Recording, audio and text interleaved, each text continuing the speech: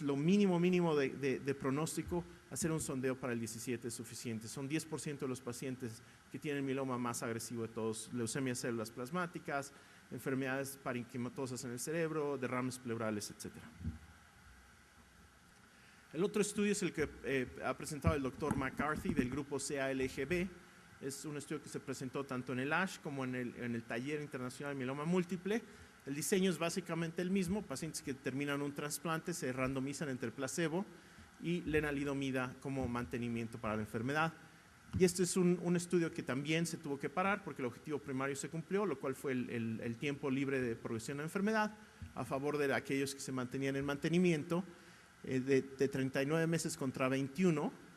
Y en forma reciente, esto lo reportó nada más en el taller de mieloma, una diferencia en favor de la sobrevida para el mantenimiento. Todos estos estudios van a estar varios años más de seguimiento por el número de eventos que se necesitan, pero es quizás un grupo de estudios que están sugiriendo, y esto se puede preguntar obviamente también con TALI, se puede preguntar con los corticosteroides. Hay un estudio nórdico que está viendo ahorita el uso del bortezomib como mantenimiento para el paciente que ha completado un trasplante, pero obviamente tiene el atractivo de ser un agente oral.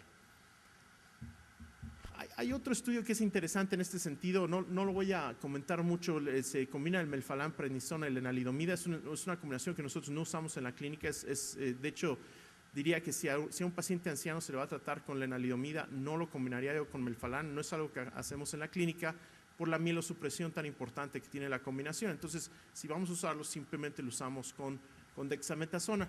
Este es un estudio que les muestro nada más porque se ve melphalan, prednisona y lenalidomida seguido por mantenimiento de lenalidomida, melphalan, prednisona y lenalidomida contra melphalan y prednisona. Y lo que les quiero mostrar es esto: cuando se terminan los primeros 12 meses de tratamiento, obviamente hay una inflexión en la curva de recaídas de los pacientes, que es lo mismo que estamos viendo obviamente en mantenimiento, mientras aquellos que se mantienen en tratamiento continuo en lenalidomida mantienen el control de la enfermedad. Entonces, digamos, de muchos lados nos está llegando la señal, por lo menos, de que quizás el futuro del mieloma múltiple va a ser tratar en forma intensiva y tratar en forma más prolongada. Y esto tiene una lógica. Las células de mieloma múltiple tienen un factor de división muy bajo. Su índice de mitosis puede ser tan bajo como el 1%. Entonces, la oportunidad de tener exposición a fármacos que estén afectando estas células obviamente es limitado en una enfermedad que tiene un bajo índice de proliferación. Para concluir, les muestro lo que estamos haciendo. Obviamente, me regreso, no son necesariamente esquemas que tengan que ser de realidad de todas las instituciones, pero poniéndose uno el sombrerito de investigador, ¿qué es lo que yo considero más de vanguardia para el tratamiento? Bueno, seguimos haciendo la estratificación entre riesgo estándar y el riesgo alto en el mieloma. En nuestro centro en particular usamos esta inducción que es el CyBorD que ya mencionaba, seguimos usando el trasplante y estamos usando el lenalidomida para la mayoría de nuestros pacientes. Tenemos algunos ajustes ahí, que es obviamente si es para todos los pacientes, si es para los pacientes de alto riesgo también, o sea, hay que hacer algo más para ellos.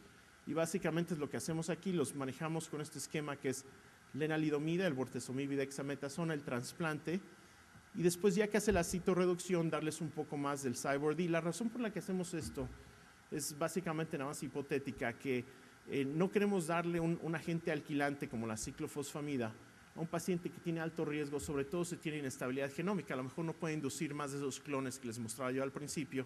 Entonces estamos pensando en tratarlos con este esquema, consolidar después y después seguir con el mantenimiento. Ahora, a pesar de todo esto, sigue siendo obviamente un debate cuándo y cómo se va a usar el tratamiento de mantenimiento para la enfermedad. Entonces, yo uso este esquema gráfico nada más para mostrar conceptualmente lo que estamos pensando. Obviamente estamos hablando en primera línea usar un esquema que es como el CyBorD de nosotros, el trasplante que lo mantengo aquí como importante. Esto sería mantenimiento, recaída de carácter bioquímico o recaída química, pero estamos usando como primer rescate el esquema de hacer el crossover, sobre todo por esto de los clones también de un esquema a otro. Es decir, ustedes podrían cambiar esto y empezar al paciente, tratarse con lenalidomida aquí y después usar el rescate en bortezomib, pero yo creo que hay valor en estar haciendo este cambio hasta que no obviamente tenemos un esquema que esté curando a un número más grande de estos pacientes. Así es que creo que esta es mi última laminilla. Con esto termino, nada más comparto un artículo del que fuimos partícipes, eso fue publicado en marzo de este año. Fue el primer esquema que se hizo de hacer secuencia completa de mielomas. Se hicieron 38 pacientes, fue un estudio internacional y yo les dije los clones, les dije los distintos tipos de mieloma, ahora resulta que hay muchas más mutaciones de las que pensábamos, mutaciones en factores de coagulación que tienen que ver con el mieloma múltiple, no sabemos bien, en otros factores de procesamiento del RNA, así es que si alguien está interesado en la investigación, yo creo que hay muchos años por delante para seguir entendiendo esta enfermedad tan complicada. Así es que bueno, con esto les agradezco y creo que con gusto tomamos preguntas ahora. Gracias.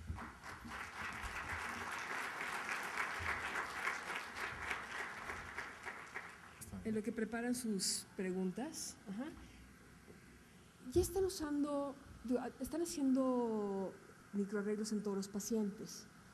¿Ya los están usando los resultados de los microarreglos para tomar decisiones terapéuticas?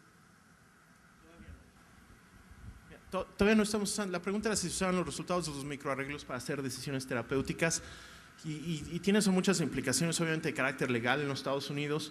Lo llamamos información añadida al oncólogo, pero si lleva un paciente que tiene alto riesgo y por alguna razón o no tenemos el sondeo de FISH o hay algún factor que se confunde, por ejemplo, este paciente fue un gran ejemplo, ¿no? Yo diría, ¿es el 13 o es hiperdiploidía? No sé si es alto riesgo o no, pues miraría los microarreglos para ver si el paciente tiene alto riesgo o no. Para empezar, le discutimos en forma distinta.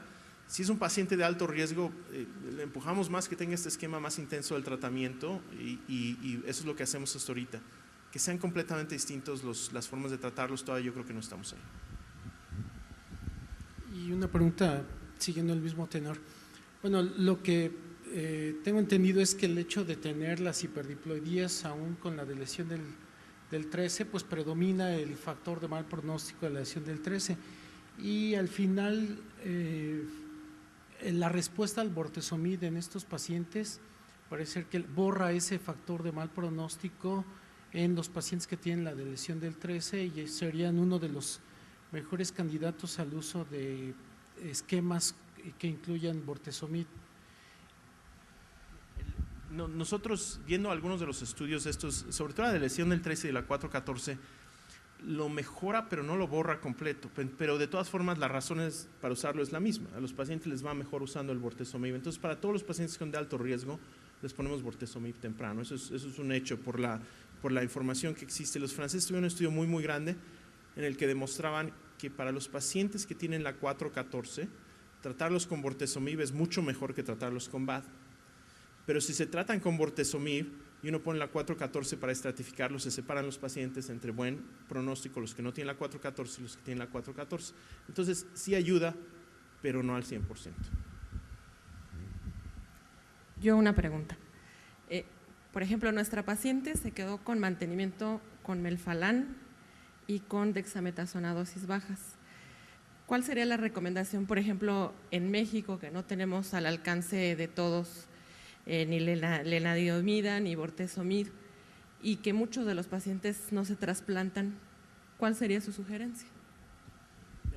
Yo ahora sí que lo que funciona lo seguiría, ¿no? Entonces la señora le está yendo muy bien. La verdad es que empezamos a presentar el caso y dijiste el 2008 y luego el 2009. Le está yendo muy bien a la señora, entonces probablemente con lo que tienes ahorita lo seguiría así. Si se encuentra disponible, que te digo, realmente no sé todos los detalles de esto, cuándo va a estar disponible en los cuadros básicos, sé que va a estar disponible en un futuro cercano, pues consideraría en algún momento dado, si empieza a subir el marcador, cambiar a la señora. Esto es lo que nosotros haríamos básicamente en nuestra institución. ¿Preguntas del público? Sí, buenas noches, yo soy el doctor Xolot de Centro Médico Nacional La Raza. Quiero hacer un comentario y una pregunta al doctor Fonseca, básicamente del caso clínico y por la experiencia que tienen. El comentario es que qué lástima que no se pudo hacer las pruebas de coagulación porque el paciente con mieloma múltiple y más de IgA, que de pronto se hace una molécula tan grandota, mucho más grande que una IgM por el polimerismo que tiene, de pronto tienen alteraciones que condicionan trombosis o hemorragia y muy probablemente, no sé, por frecuencia en este paciente con un TTP prolongado igual podría haber sido una enfermedad de von Willebrand adquirida o inhibición al factor 8, ¿no? Ese es el comentario. La pregunta para el doctor Fonseca, como ya comentó el doctor Gregorio, en nuestro país por acceso básicamente y quién sabe cuándo podamos tener las terapias con Velcade.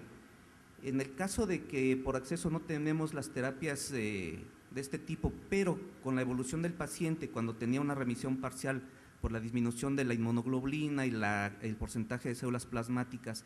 En ese momento, si no hubiéramos tenido Velcade, sería conveniente que con el acondicionamiento lo hubiéramos